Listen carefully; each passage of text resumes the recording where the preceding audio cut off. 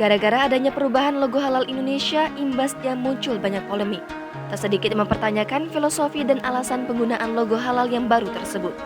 Rupanya, di tengah polemik tersebut ramai unggahan desain halal yang viral di media sosial. Logo-logo halal dengan berbagai versi ramai dibagikan di media sosial.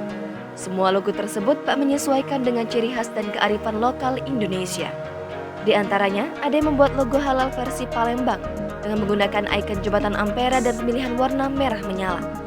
Begitu pula ada logo halal versi Minang dengan background berwarna hijau pekat, namun pada penulisan logo halalnya dihiasi dengan kedua sisi sudut lancip seperti atap rumah gadang. Dengan tagar halal challenge, banyak sekali bermunculan logo versi daerah masing-masing yang ramai diperbincangkan. Sementara itu, dilansir dari Kompas.com, Kementerian Agama melalui Badan Penyelenggara Jaminan Produk Halal merilis logo halal baru. Penetapan label halal tersebut dituangkan dalam keputusan Kepala BPJPH nomor 40 tahun 2022 tentang penetapan label halal.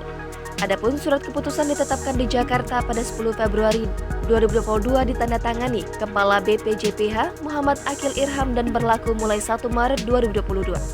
Terkait logo halal baru ini, Menteri Agama Yakut Khalil Qaumas menyampaikan bahwa ke depan logo halal MUI tak berlaku lagi. Pernyataan tersebut disampaikan Yakut dalam akun resmi Instagramnya @gusyakut. Ia juga mengatakan bahwa sertifikat halal sebagaimana ketentuan undang-undang diselenggarakan oleh pemerintah bukan lagi ormas. Jangan lupa subscribe, share, komen, dan like ya!